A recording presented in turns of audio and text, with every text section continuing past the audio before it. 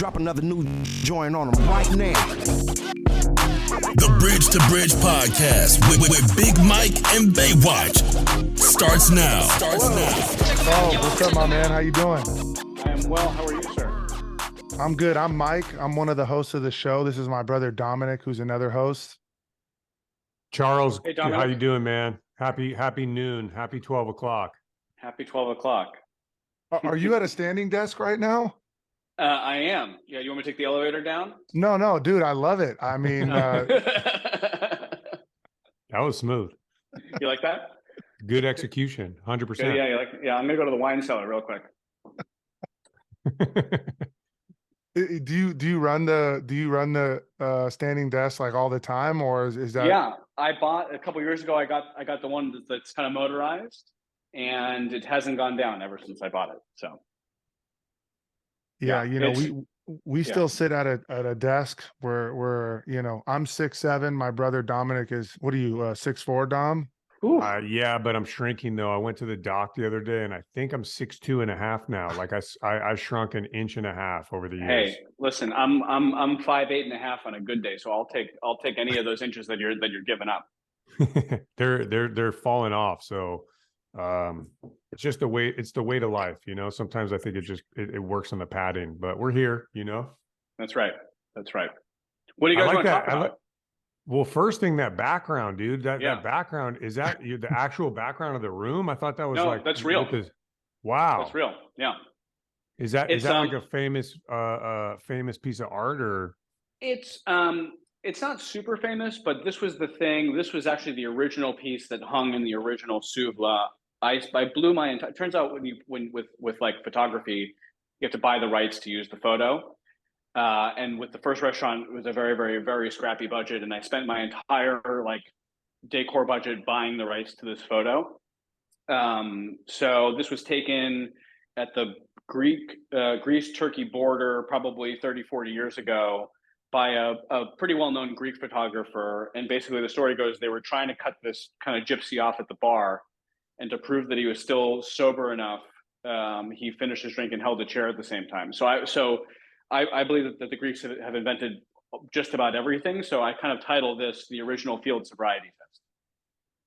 Love that, man. That's an attention grabber. That's a very cool piece right there. And now and this has been up in the office for years, but we've since put newer versions in the restaurants that are mounted on like a sound absorbent material. So it's like a sound deadening thing. So there's some function to it, but this was the original one.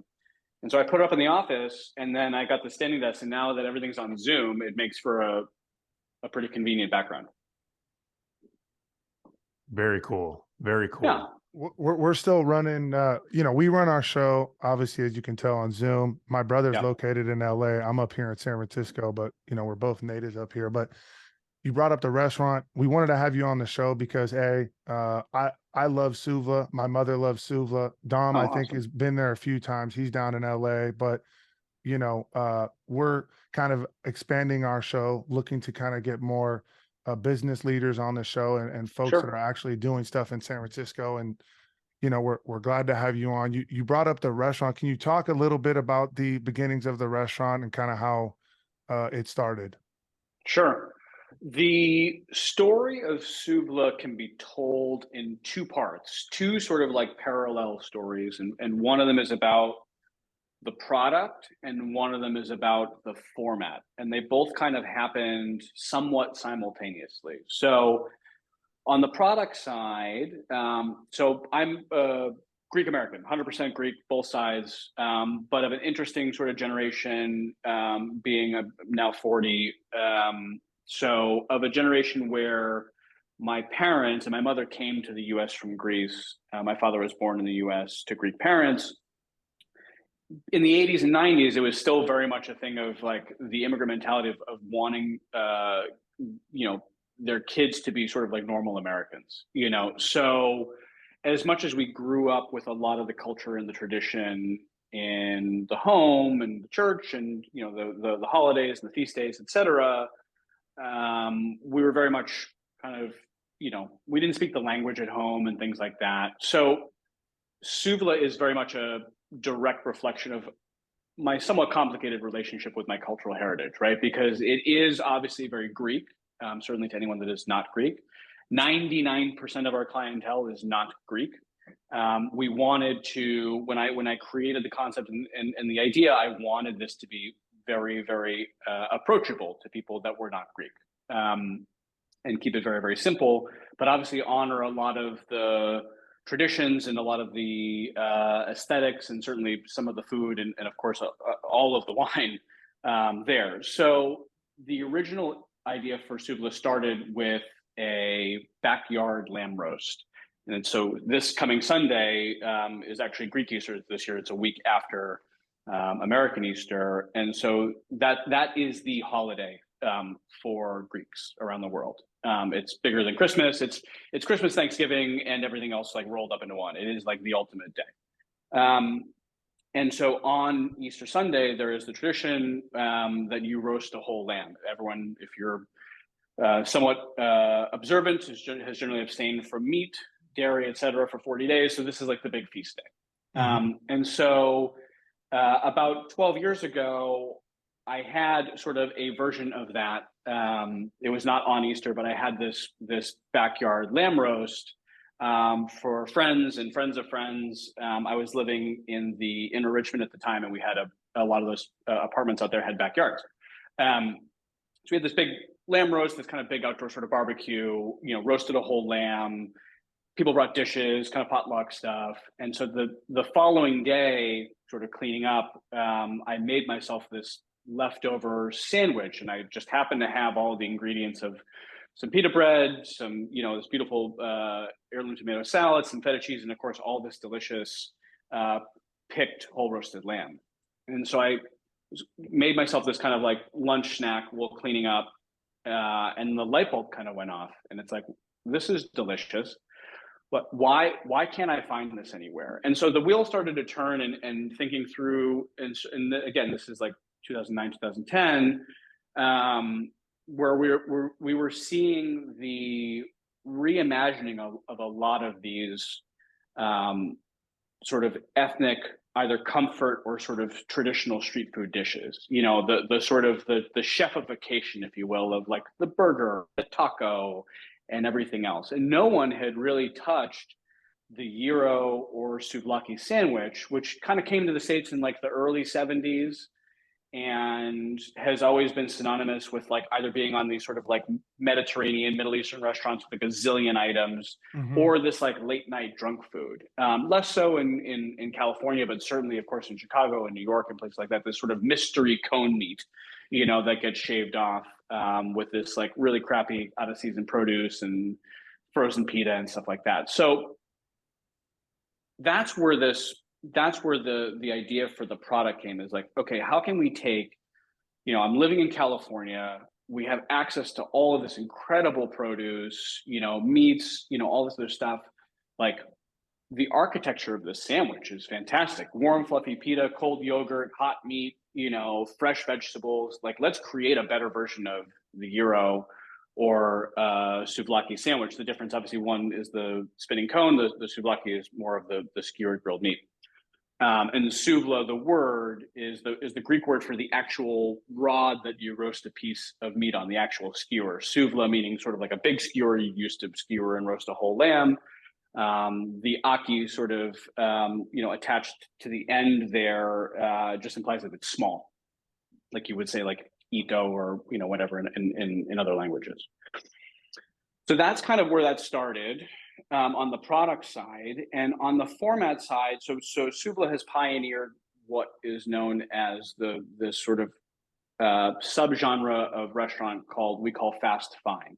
Other people call it fine casual or upscale fast casual or whatever you want to call it. Basically blending together.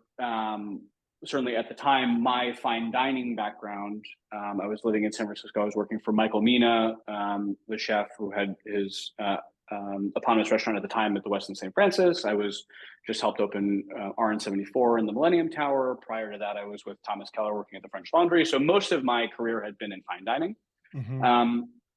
But my journey through those restaurant groups, getting more exposed to sort of the business side of it, was the business fundamentals of fine dining are inherently flawed, right? Yes, you're charging, an awful lot of money for these incredible tasting menu experiences, but there's so much that goes into it that the profit margins, which is common for almost all restaurants, but certainly in fine dining, the profit margins are very, very small. And this is at the time when fast casual was really starting to explode, the rise of, Chipotle and Panera and Sweetgreen and things like that. And so my thought was, okay, well, how do I take the operating principles and sort of unit economics of a fast casual restaurant, apply my fine dining kind of operations background, and then blend in this modern version of the gyro sandwich and make something that is super versatile and simple and approachable and craveable, and make it available to everyone, and something that you didn't have to be Greek to walk into. And I think you both know there's not a lot of Greek restaurants in and around the Bay Area. We have Kokari and Evia, which are kind of the two sort of like gold standard, same owner, but that's a little bit more traditional, kind of full service, fine dining-ish Greek. And so I wanted something that we could do volume, that could be what we call in our industry omni-channel. So you can order, online or in store, or you can eat it there or take it away or have it delivered and all those things. And so it took, I would say probably about 4 years from idea to opening. It took a full 2 years to find a location, raise a relatively small amount of money, certainly in the restaurant world, certainly by today's standards, and get enough investment on board and build the team and all those things. And so we just celebrated last week, actually, technically last Saturday, April 8th, we just celebrated our 9th anniversary. We have 5 restaurants, a 6th being built out right now, and we're back to almost about our pre-COVID sort of fighting weight of right around 200 employees. So Very cool. that's the probably the most succinct way I can tell the Souvla story. Well, I'll say one thing. You did it because my first exposure to the restaurant was I'm driving home down California, and my mom goes, honey, we got to stop to get these potatoes. And I go, who says that? Like, we're stopping to get potatoes to go. So I knew like there's something going on. She's on this like thing. And I guess you guys do that. Like, it's a roasted potatoes, and we get them and they're unreal, right? Like, I'm like, I'll try one. And we smoke the whole container before we get home. Yeah, I guess for the audience out there, so we have this dish that's been on the menu since the very beginning. We call them juicy potatoes. And so if you walk into any of the restaurants, one of the first things you see are these beautiful brass trimmed rotisseries. They have 8 spits on them. And so on there, we roast pork shoulder, lamb leg, and whole chicken. And we have a tray at the bottom of these beautiful machines that cost more than a regular car these days. And it collects all of the drippings off of all of the different meats. And so we collect all that, and then we take Ugungle potatoes, sort of smaller, like golf ball sized potatoes, and we just roast them in all of that delicious animal fat. So it creates this like incredibly meaty potato. Yeah, she was like, I can't figure out, there's something that it's so insane about these. And I was like, oh, for sure.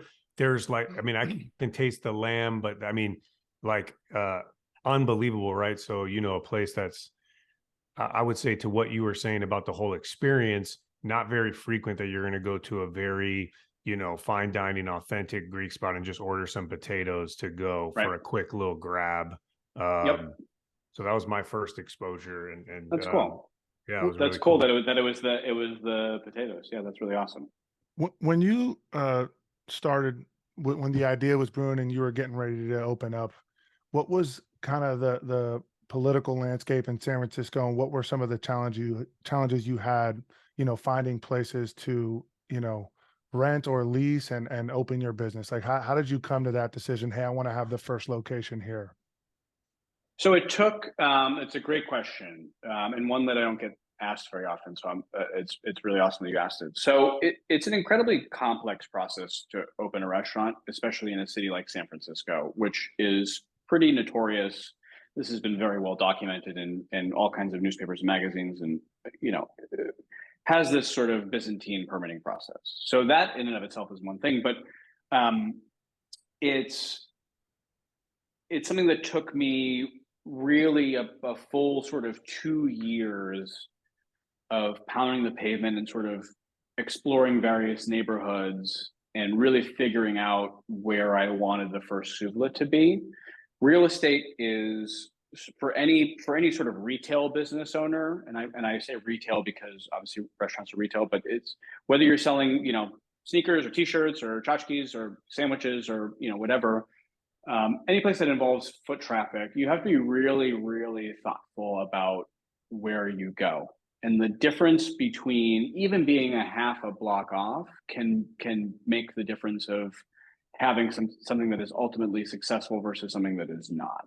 And even, we're speaking to you from our office in Hayes Valley, which is around the corner from the original Souvla, which I had to wait, over a year to get access to that space. It's a longer story that I don't want to tell, but it was a little complicated. But like I held out, and it's one of those things that I tell people, because I was originally going to open in a place sort of deeper in the Mission District, which was at the time kind of up and coming. The rent was really cheap, the space was cool, and I got great advice from another restaurant operators basically saying, it's like most things, like you want to find the best possible space that you can afford. It's just like anything else. It's just like buying a car or a house or whatever. It's like find the best possible, version of that is in your budget that you can afford.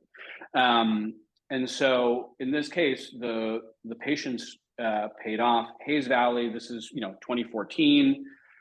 Hayes Valley was really starting to kind of come up.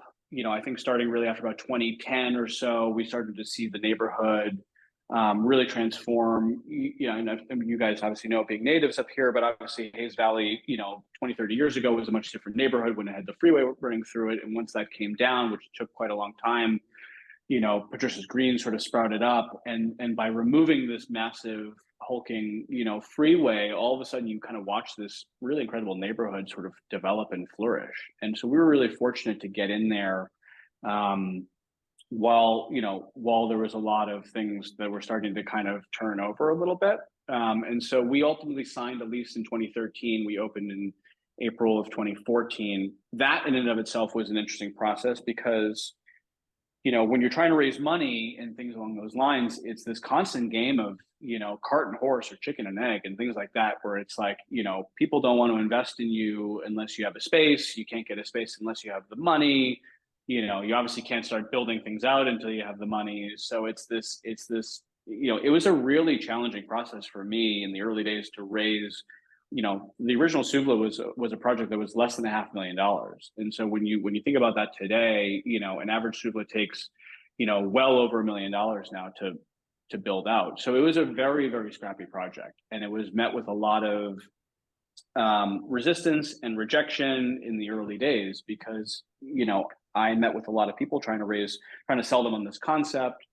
At the time I had a pedigree and a relevant education. I have both a culinary degree and a hospitality management degree, but I didn't have any experiences as I had operated other people's restaurants, but I had never operated my own. And so it was a really complex and really stressful process that we ultimately, a lot of things and a lot of people came together to get the doors open. And it's really great that all those people are still in my life. But I think the last part, when you talk about the climate, what I started to see starting really 2009, 2010, I moved to San Francisco down from the Napa Valley in the fall of 2008, right when the big crash happened.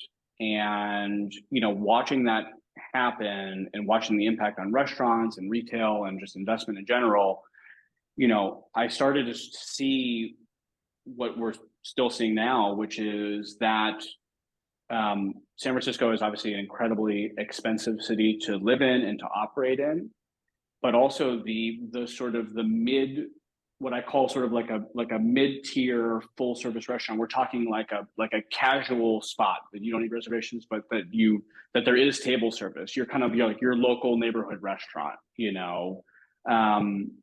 that as a category of restaurant was not going to ultimately survive. Certainly keeping at its price point and things along those lines. It needed to go in one of two directions. It either needed to go more premium, higher menu prices, higher level of service, experience, et cetera, which we see a lot of that now, or it needed to go the opposite direction, where it needed to be sort of stripped down a little bit and made more efficient, and a little bit more versatile and flexible, which is where we see with the rise, certainly in the last 9 years, more and more of the sort of Souvla of, where it can be many things to many people, right? You can come in and, you have a quick lunch break and just, crush a salad and get back to the office. You can, order online, pick it up to go and take it back to you, with you, you're at home and, you want it delivered. Or also, it's been a big priority for me as someone who does all of the sort of design work, and development work, is I've always wanted our restaurants to be nice enough that you could bring a date there. Right. And so there's a lot of attention paid to just the overall hospitality, the design, the aesthetic, the lighting, the music, all of those other service standards and touch points that really make Souvla stand out from a lot of our peers. And it's been and it's now sort of manifested itself over the years, where we've been very, very fortunate to have been a part of many people's lives, but in many people's very, very special moments, we've catered a number of weddings, because people either went on their first date at Souvla, or we've had one where a couple met in line at Souvla. We've had, believe it or not, we've had a marriage proposal at Souvla. Nice. So the restaurants and the brand have become a part of the cultural fabric of the city of San Francisco in a way that I had never, in my wildest dreams, imagined it to become. I had set out to kind of, reconnect with my Greek heritage and sort of elevate, a fairly traditional sort of street food dish that I thought could be improved upon. And here we are now. We serve the better part of almost 3,000 people every day, and get to be a part of people's lives, and it's really great. I try to travel as much as I can, so it's great when you run into people and people know of the restaurant or have been to the restaurant or things along those lines. I was talking to my father the other day, who was on a flight. They're in the East Coast, who was flying down.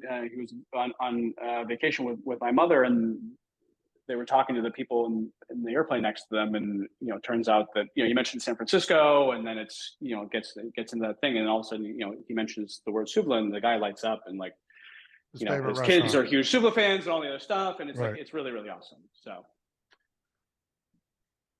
Yeah, that's good. You're bringing it back to Greektown, which, from my understanding, historically, San Francisco, the Greek culture in SF goes way back, and then kind of faded away, mid 20th century. But no, that's really cool bringing it back and hearing stuff where people enjoy it, and it seems like you're well positioned. I wasn't going to get into COVID. I'm sure you could go on forever about navigating your restaurant through COVID, but seems like you guys are really positioned for this new, the concept of 100-seat restaurant, being able to just survive seems like that's kind of a little bit of an archaic, old school setup that maybe will never return. There's still big restaurants, but it's just so tough. Like you said, the entry to say, I'm going to open a 40 table huge restaurant and we'll be good. It's something that's definitely a big challenge moving forward. And like I said, it's just the economics and the way that things are today. It makes it very, very difficult, whether it's the cost of labor, whether it's the cost of rent, whether it's all of the other sort of add-ons that operating in a city like San Francisco or even the state of California that are in place, and so you talk to the restaurant business for the most part is not terribly large, but and just spending a lot of time in other cities, there are a lot of larger brands that won't come to the Bay Area or won't even come to California because of all of these sort of additional needs that have to be. Yeah, exactly. So in my mind, this is actually somewhat of an advantage to us because this is all we know. We were born here. Souvla was born here. And so we have built a model and a business, in arguably the hardest, most expensive city in America to operate in, so have come up in a world where before we opened, I think they had announced by probably 2010 that we were going to eventually be at a $15 minimum wage by 2014 or 2015. I can't remember exactly when. And so we were able to basically build a business model around that, as opposed to, other cities in America where they still use the federal minimum wage, which shockingly is like $7.70, and then supplement the rest in tips. We were at the forefront, even at a relatively small size, of providing medical insurance to all of our employees. Before we had to, in terms of our overall size. And I'm incredibly proud to have built an organization that is not only run by just an absolutely phenomenal team of people, my leadership team, but also on a broader scope that Souvla, despite again only having 5 restaurants, so small compared to obviously big chains, but every Souvla employee has health insurance. Every Souvla employee has a 401k plan. Every Souvla employee, regardless management, hourly salary, has paid vacation, has dental, has vision, has all of these other incredible benefits that groups 10 times our size oftentimes don't provide. So we really prioritize building a really healthy, really positive culture here, and also providing our team what I believe to be a pretty extraordinary level of benefit, certainly compared to your average sandwich shop. What I was going to ask, what percentage, you talk about pivoting for the future, what percentage of takeout do you guys catch, and how do you see that kind of like moving forward as the years go on and you guys get more locations with people ordering, DoorDash, like that kind of pickup services coming through? I'm always really curious about that. Yeah, we have a really strong partnership and have had since almost their inception with both Caviar and DoorDash. DoorDash acquired Caviar a couple of years ago. And this is a very much of a right place, right time, because when we first opened in 2014, delivery was not a thing in San Francisco. It just didn't exist. Certainly in my development of the business plan, the word delivery wasn't even mentioned in there. It's not like New York, where Seamless and Grubhub had been a way of life for the last 20 years. San Francisco didn't really latch on to delivery until about 2014, 2015. And so what was really interesting is that we fairly early on formed an exclusive relationship with Caviar and worked very, very closely, because you have to remember, Caviar, DoorDash, Uber Eats, and Postmates all started in San Francisco. We have this major advantage. We have a lot of disadvantages compared to other parts of the country, but we have a major advantage is that so much innovation, whether it's in restaurant or restaurant technology, obviously technology is a broader sector, and even other things that are more in the sort of socioeconomic space, a lot of it originates here and then makes its way across the country.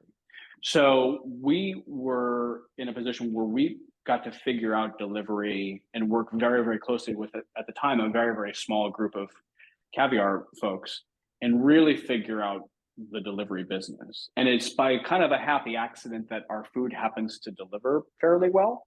It does. So that was never Mike, you got a guy right here who's obviously on the order train. Yeah. That was never like when I created the menu, I knew that there was going to be a to-go business, but I never intended for it to be delivered. And even the things that don't deliver tremendously well, like our Greek fries or our frozen Greek yogurt, people still want them delivered. And so we're still happy to deliver them. And honestly, like The fries, flash them in the broiler for like 5 minutes, they crisp back up. The froyo, stick it in the freezer while you're eating your sandwich or your salad, pull it out 5-10 minutes before you're ready for it. It tempers nicely. It's great. We were flying that stuff, in the air about a year and a half ago, and it still plays. So to answer your question, about half of the business at Souvla happens outside the restaurant, more or less. And I'm kind of averaging across all of the restaurants. So when I say that, that's a combination of online ordering, to go, and delivery. And in some locations, it's even more than half. So deliveries somewhere around 30-ish% of the business now. Online ordering is about 10, and then the to go side is, depending on the location, another 10-20%. So it gets you about 60% if you're doing the math there. So is it at a percent where do you separate the sides of the house on those two, or is everyone, are people doing in-house stuff and the delivery stuff, or is it kind of like divisioned out within the restaurant where you go like, hey, you're on takeout stuff, like you don't even engage on in the house orders, etc. Great question. So the kitchens themselves are set up to be incredibly efficient. So there's everything's coming out of, it's very fast. We average a 5 to 6 minute ticket time when we're really rolling. So everything comes out of one kitchen. So there's not like a separate kitchen that just says to go or deliver or any of those things. On the guest facing sort of dining room management side, so all the restaurants now have sidewalk facing pickup windows. This is something that we kind of piloted and have been at the forefront for a number of years. It's the closest thing to like an urban drive-through without an actual drive-through. All the restaurants have loading zones out front of them. So in theory, as long as people aren't parked illegally there, you have a place to pull up, jump out of your car, and then you can pick up your order from the window without having to wait in line. And so, yes, to answer your question, in general, there are usually about 2, sometimes 3 people behind the order counter. One of them is just sort of managing the to-go delivery sort of pickup side of things, and then the other person or people are greeting guests and taking orders and serving wine and things like that. I feel like right now running a business in San Francisco can be really challenging for a number of reasons, but specifically, the homeless issue and how crazy the city has been with that. Like, how have you been able to kind of balance that situation, with people sleeping in front of your restaurants, or, there being any sort of issues that happen outside in the community? Like, do you feel like you're going outside of your comfort zone to kind of manage that and getting, leaders in the city involved, or are you having to manage that yourself? I do live in San Francisco. I live just off of Market Street. So, and I walk to work every day. So my level of exposure, heavy. So is very heavy. And I will say this, because we have had, over 9 years, we have dealt with everything that could possibly happen, whether it's, fires, overdose deaths, burglaries, oh my God. I mean, too many to count, vandalism, employees being, jumped, and or attacked, following after leaving work. I mean, everything under the sun.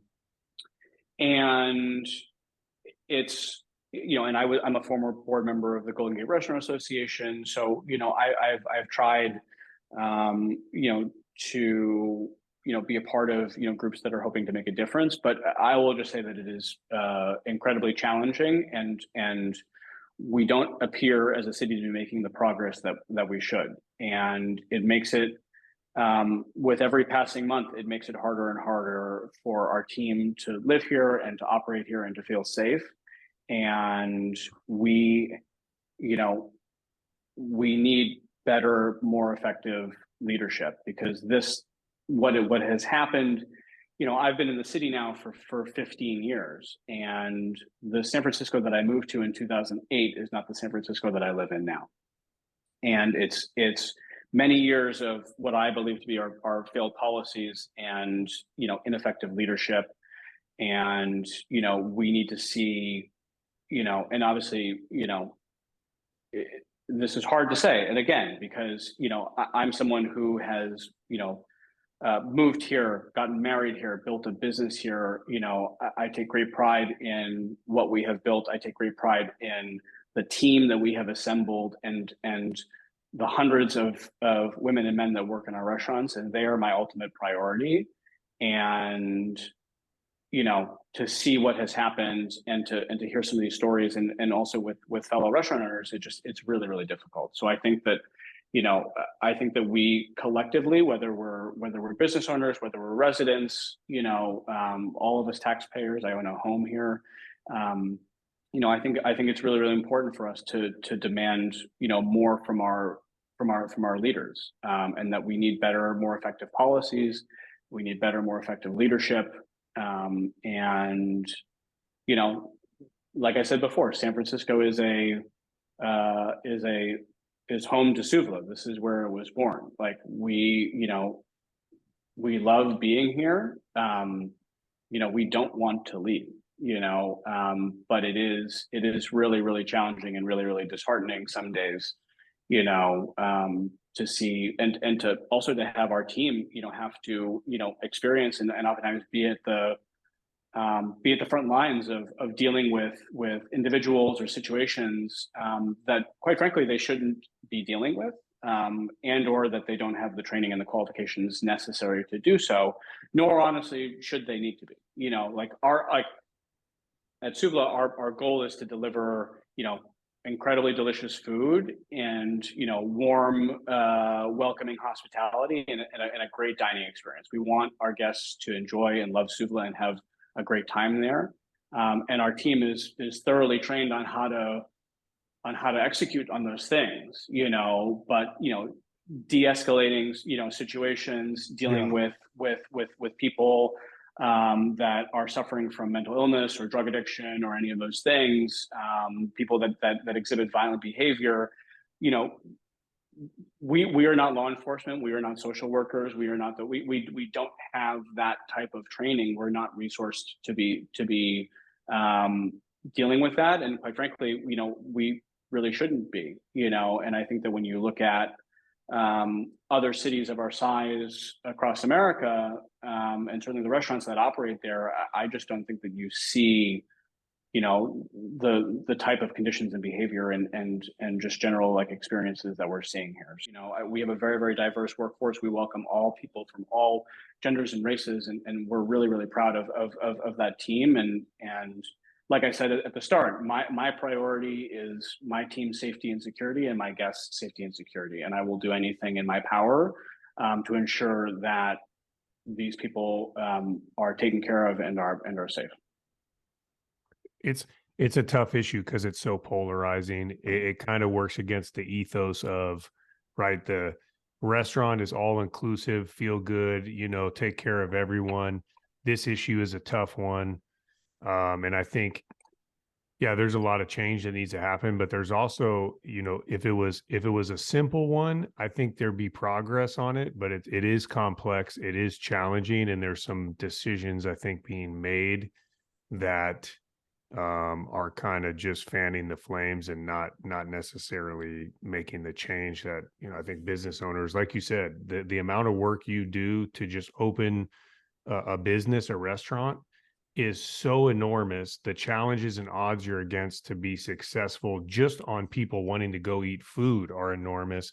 Now 100%. You throw added, a theft can cripple, a struggling restaurant can be crippled by theft.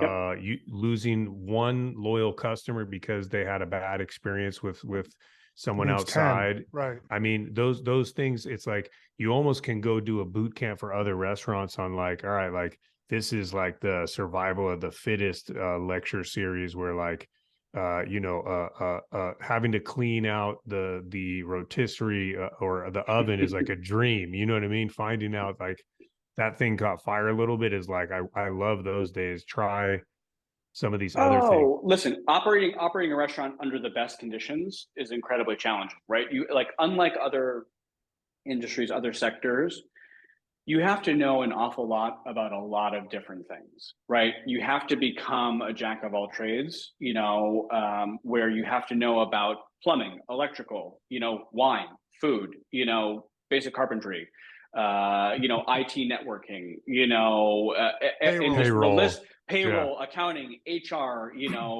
finance, P&Ls, balance sheets, raising Food people with capital. food allergies.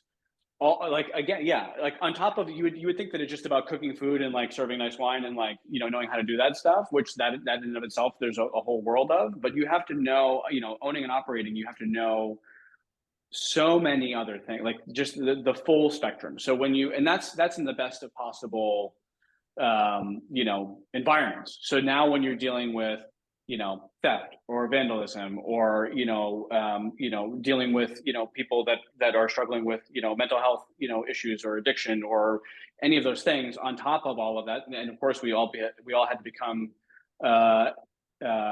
epidemiologists over the last couple of years as well. Let's just throw that on top of it. So yeah, it's an awful lot. It's like a simulation. Again, yeah, and I think the thing that saddens me the most is we're a lot of our restaurants, we've been very fortunate. We've gotten a lot of great press, locally and nationally, and quite frankly internationally over the years. And we're really, really proud to serve a lot of tourists, people that are visiting San Francisco, whether from other states or other countries, and especially Hayes Valley has become like the sort of like cool sort of indie sort of shopping destination, and you see people who are visiting from either out of state or out of the country, and tourists from Europe, you can generally spot pretty easily, just like you can spot Americans in Europe pretty easily. And I like my heart breaks when I see something happen on the sidewalk or the street, or God forbid, and this has happened, instances in our restaurants that really taint not only their experience at Souvla, but their experience in San Francisco, so that's I think the hardest part, of operating, is just seeing some of this stuff. And then also, again, like we as an organization, are, in my minds, are still very much a small business. Absolutely. And so we have a finite amount of resources, and we're not resourced to deal with whether it's these individuals or just the general cleanliness. We have the power and the ability to deal with the cleanliness of our storefront, in the areas that people see, but we're not resourced to deal with the cleanliness of the entire street or the entire block or the park or any of those other things. We rely on city services, of which we pay certainly based compared to any other city or state in the US, quite a bit more in terms of permit fees and taxes and payroll taxes and all these other things that should afford these basic services to be met, of which they're just unfortunately not. So yeah, I'm still long San Francisco. This is a town that is known for its sort of booms and its busts, and I still remain optimistic for the future. And like I said, we've built a really, really incredible team of people, many of whom have been with us for either the entire history of the business, or certainly 6, 7, 8 years, and I want to continue to provide opportunity for them. And so we really do love it here, but we really do need help, and we need help at the highest levels, and that's not a Souvla thing. That's, I think, whether it's the San Francisco restaurant community, the San Francisco small business community, all of those things. It's like, we need action. We need to hold our leaders accountable. I think everyone can very easily see a lot of these issues, and they're very good at sending us their their thoughts and their understanding and all these things, and saying that we need to change this. But we as business owners are not. we're not in a position of power in order to create that change. That's why we have elected leaders.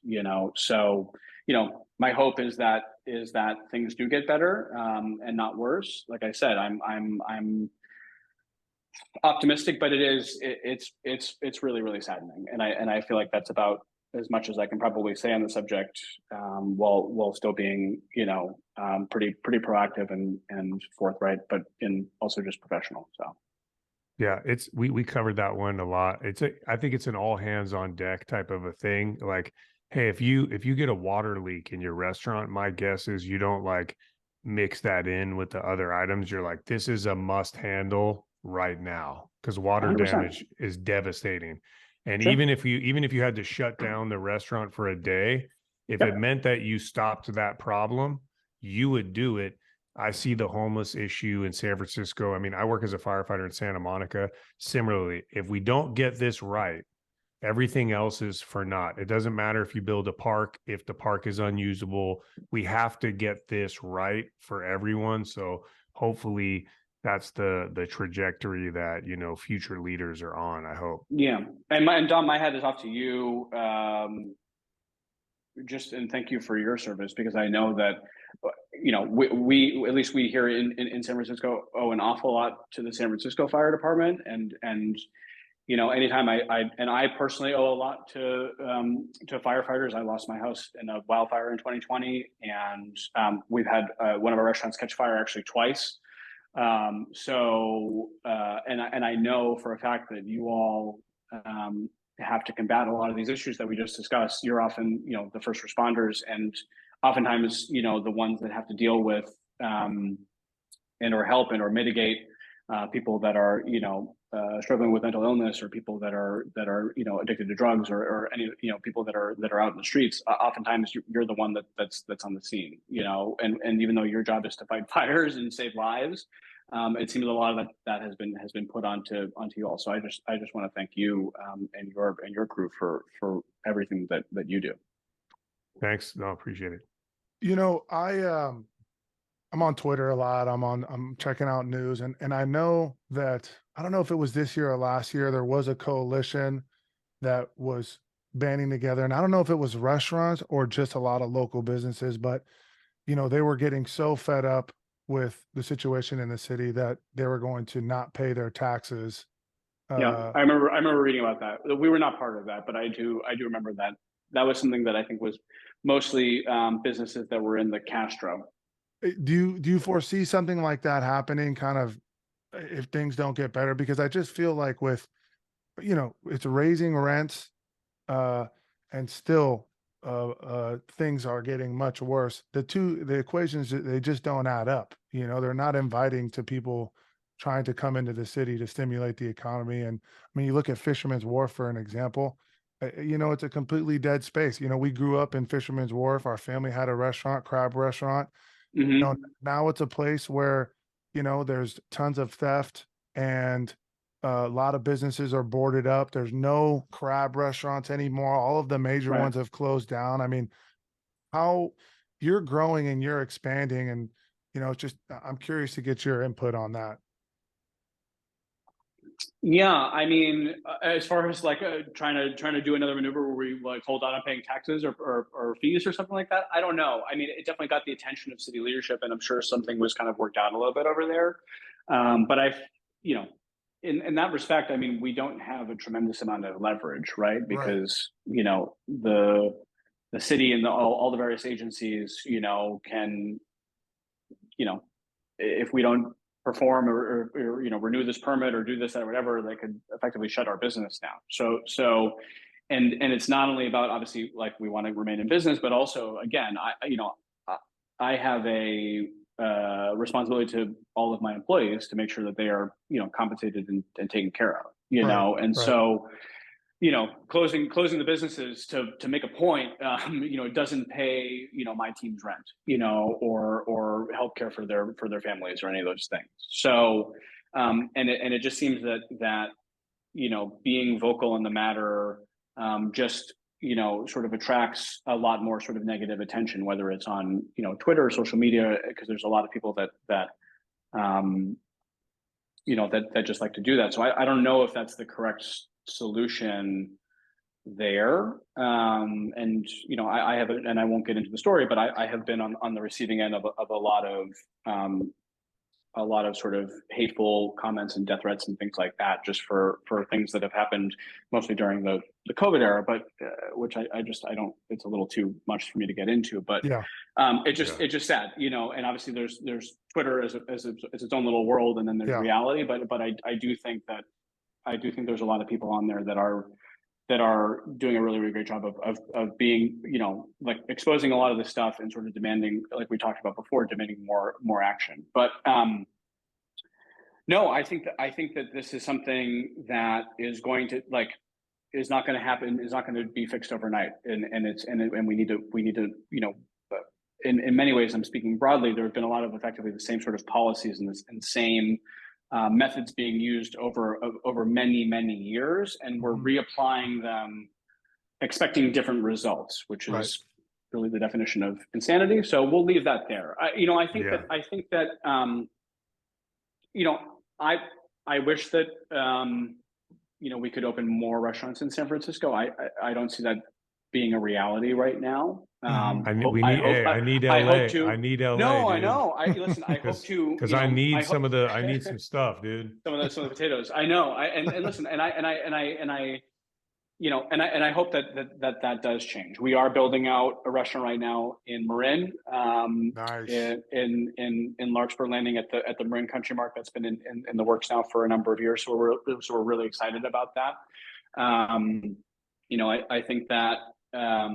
I think that there will be opportunities elsewhere. Marin for us is a logical step. A lot of people over the years that have been dining at Souvla either have just always lived in Marin and used to commute into the city, and now probably don't have to as much because of remote work. Also, just life moves on, and so a lot of people that were dining at Souvla maybe 6-7 years ago when they were young and single are now married and starting families and have naturally sort of made the move out to the suburbs of Marin, as a lot of people do. So it's really our goal to try and bring Souvla to as many people as we can. Would you franchise? I do hope. No, never. It's always going to be. Stop trying to get a Souvla shop downstairs, Mike. my wife Mike just wants to run it, dude. It's just not going to happen, dude.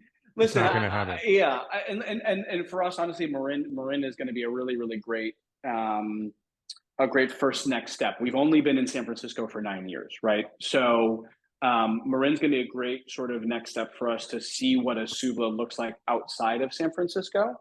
Okay. And I think will be a very, very good proxy for us for additional markets.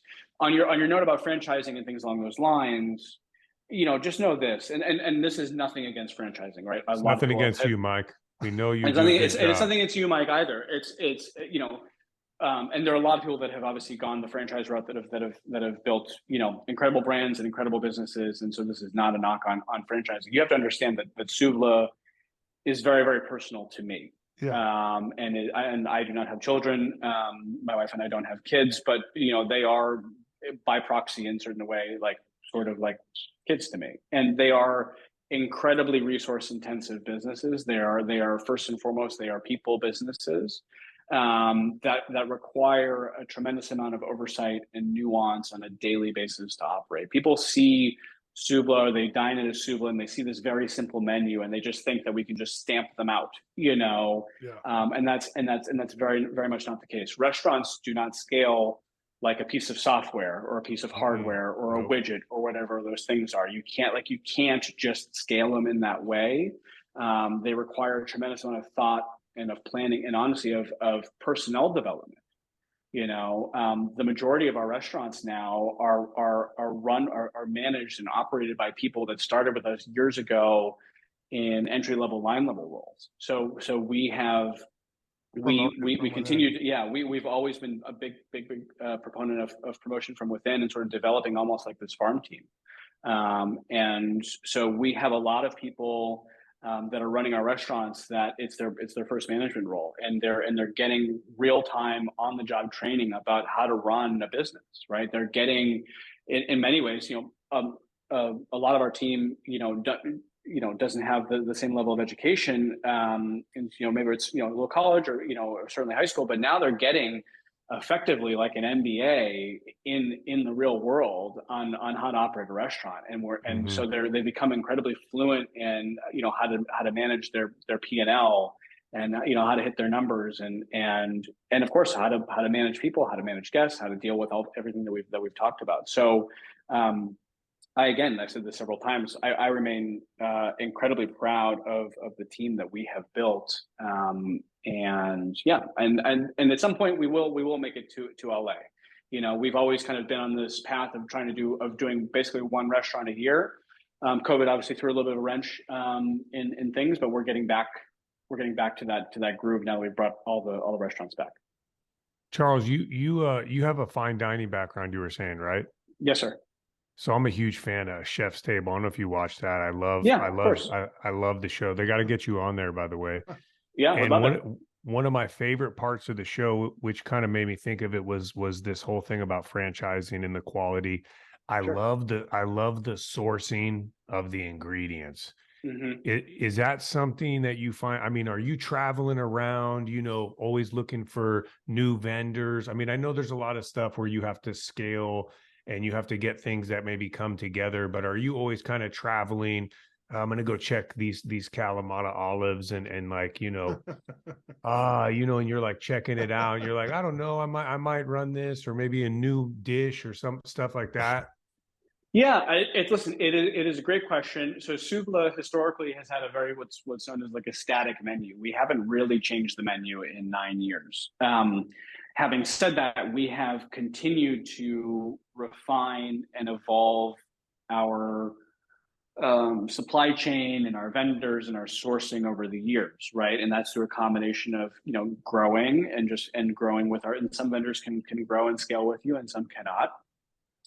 It is this delicate balance of balancing quality and price, right? We try to make Souvla a very, very approachable, affordable restaurant to go to. So we have to find a balance in terms of the products that we source and where we're sourcing them from.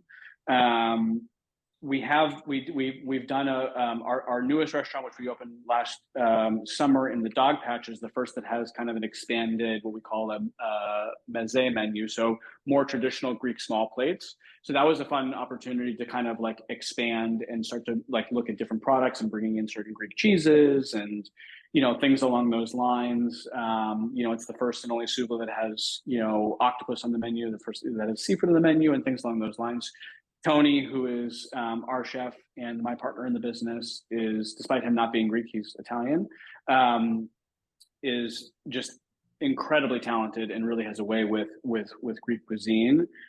So that was really his labor of love, and he put together just a really, really incredible menu there. I'm actually finally getting back to going to Greece. Tony and I generally go to Greece about once a year. We've had to take a little bit of a break the last few years for the obvious reasons. I'm going back with my parents actually in July. And so we have the country's only all Greek beverage list down to the sparkling water. Yeah. And we actually have our own line of Greek wines as well as our own Greek beer. So we actually work with 3 different wineries in Greece to produce 4 different wines under the Souvla label, all featuring native Greek grape varietals. And then we also have a Souvla beer that's brewed for us in Greece as well, in addition to things like sparkling water and Greek iced tea and Greek sodas and stuff like that. So, there are opportunities. I love to go back to just continue. It's a great way for me to sort of fill my tank a little bit and continue to get inspired and explore other parts of the country and other iterations of the cuisine, and try new grape varietals and meet with our producers. That's how the wine thing started. I was there with my now wife, and we were. She didn't know it at the time we were going to get engaged. Which we did get engaged in Santorini, and in conversation with one of the wineries, and we had been selling their wines for a little while, and it was just kind of like. I was like, would you ever do this as a label, private label for us? And he was like, well, I don't know, how much would you need? And I gave him, at the time we were selling an awful lot of we still do, an awful lot of Greek wine. And he's like, he was kind of like, his jaw dropped a little bit. He was like, yeah, we can do that. I was like, great. So So there's always fun opportunities. We were in 2019. Tony and I were on we were on a very cool trip that was mostly about Greek olive oil and feta cheese. So we were touring feta cheese factories and olive vineyards and stuff like that. So yes, I guess is the short answer to your. I just picture you like the Godfather. They're bringing you in the olive oil. There's the cask of olive oil. You're swirling it. You're like, yeah. Well, listen, we'll think about it. We'll think about it. Totally. And have you been to Sicily? Obviously, I have not. I was in Puglia last year. My first time back to Europe since COVID. So I was near Sicily, but I was southern Italy, but not all the way down to Sicily. But I was in Puglia, I was in Rome and Puglia, and Puglia was, truly amazing. I think it's probably going to be the next big place. Actually reminded me quite a bit of Greece, and just in terms of the landscape and all the olive trees and all the other stuff. So Dude, really wonderful place. Our dad is from Sicily, and that's where Dominic got married in 2019. And nice. I like to call Sicily kind of the poor man's Greece, because you can go to Agrigento in Sicily, and they've got the Greek temples there. Yeah, they're massive. Yeah. There's no lines. Right. Tons of great food, tons of delicious lemon dishes, pistachio dishes. I mean, it's really fun. But no, man, we really enjoyed having you on the show. Before we let you go, we like to do this lightning round where we ask questions about San Francisco. Okay. Ranging from food, music, sports. Our last champ on the show, I believe, was who was the last champ? Don, was it Jeremy Fish? Oh, Jeremy Fish. Yeah, we had. I mean, that's an OG San Francisco native. Jeremy's is actually good friends with Tony, our chef. We've done some work with him over the years. Super great guy. Love his work. But he's gonna. I'm a little nervous to do this, because despite me being in San Francisco for 15 years, I'm well aware of the pride associated with being a San Francisco native, and so we'll see how I do. A lot of people have lost. It doesn't mean anything, We set the questions up trying to make people not win the belt, so don't worry. Okay. Like we try to. Sometimes a lot of people the first round, but we're going to kind of set this up nice and easy for you in rounds. We'll do it like, backyard barbecue, first startup, branching out multiple locations. And 3 questions. Yeah.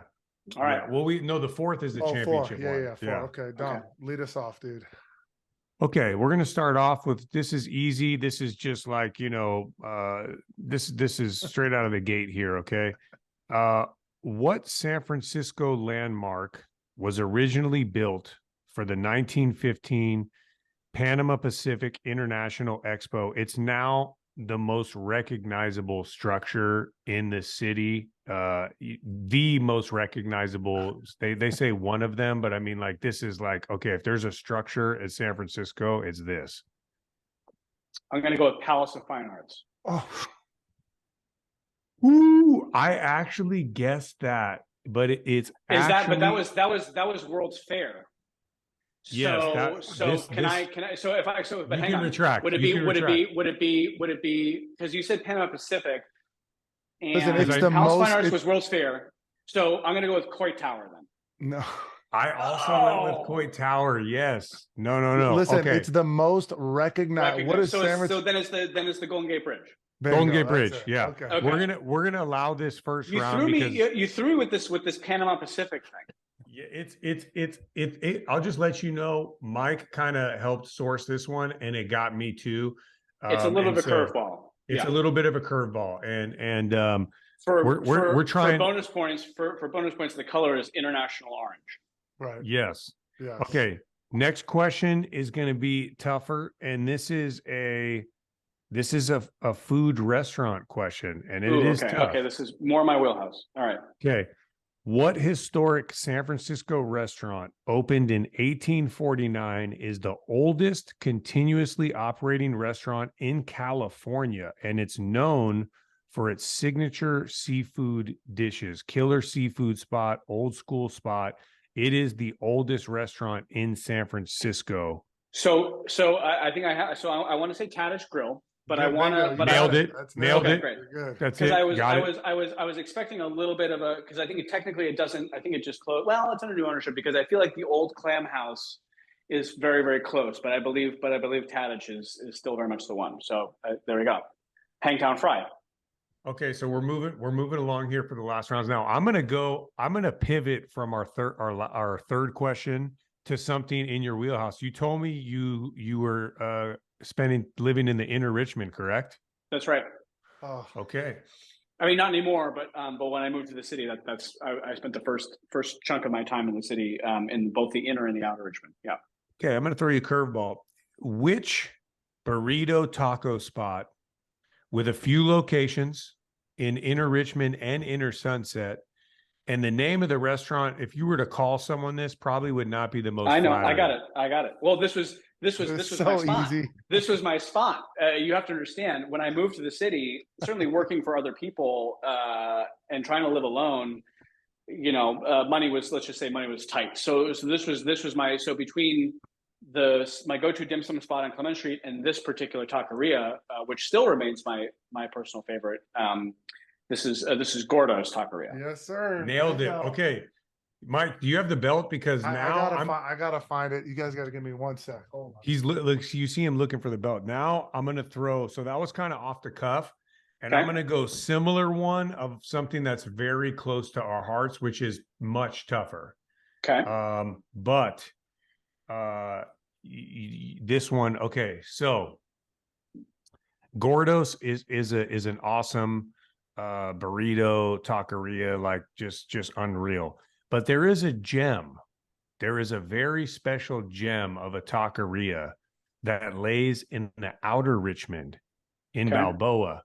And this taqueria is like one location. Mm-hmm. Is one location. It's in the outer Richmond. For the belt. It's on Balboa, and it is, I believe, and our family firmly believes that this is the best taqueria in the Bay Area. You're not going to find it on lists. You're not going to find it on the top. It's in the outer Richmond, and it's right next to Simple Pleasures Cafe. Oh, in dude, that, if you told them. what's the name of the cafe? Listen, I'm on a computer, but I'm not going to look this up. Yeah, he's not going to look it up. I'm not going to look it up. Man, and it's a bummer because I was always more on the east. I was always off of California or Clement or Lake, so I'm not as much in tune with the Balboa stuff. It's a tough one. It's I couldn't. I don't know. I'm sorry to say. Damn. But now I want to go. So I mean, look, the place was opened by people who started Gordo's. The name of the taqueria it's Chino's Taqueria. It's out in the outer Sunset, and I mean, they have. I don't know if we our family must have dropped like 40 grand at that place over like the decades. I mean, it got so intimate there that they I went in one time on my birthday and didn't even say anything, and they were joking around, put a handle on the table, and they were like, "Happy birthday, man!" And it's like, that's awesome. See, those are the kind of stories that really warm the heart. I will say that and again, there are many restaurants. Just when I thought I knew most of them, there are obviously many that I don't, and I have to say that I had not heard of this restaurant. That being said, I am definitely going there. Obviously the taqueria conversation and people's favorites and preferences, I would say probably just as polarizing and very just as combative as our earlier conversation with respect to the condition of the city of San Francisco and things along those lines, just as divisive and sort of vitriolic. So I'm very excited. You got to try taco if you ever get out to the marina. Oh yeah, taco I know. Very polarizing though, because it's very not authentic. It's a little bit closer. I'm originally from New England, so there's New England sort of. I think the owner and I share somewhat of a regional upbringing there. So there's definitely some stuff that's kind of near and dear. Yeah. Yep. I'll tell you one thing though, as far as the Greek corner of things, Souvla, y'all have it locked. Because thank you so much. Because it's honestly, I really need one down here in LA, like big time, or I'm going to start doing DoorDash from there to here, which, I know the food may not hold that well, but like, so I mean, like, yeah, it's man, I see the sky being the limit for you guys. You just have such a great branding. The food's incredible. Comfy. It's dynamic, and it's experience based. It's primed for the way I kind of see the future of dining going. You guys are just like locked and loaded, man. Yeah. Oh, thank you. I appreciate that. Yeah, it's been a really, really wonderful journey. Obviously something that could not have been done without the support of countless people, whether it's friends, investors, obviously Tony, my partner, or Jen, my wife. I come from a couple generations of small business owners and entrepreneurs, so it's going on your own is obviously not easy. The restaurant business is not easy. There's a little bit of the kind of analogy of the duck swimming on the pond. The duck looks, nice and steady, and just underneath the water, just like the rapidly constant, feet paddling over there. There's a little bit of that for sure.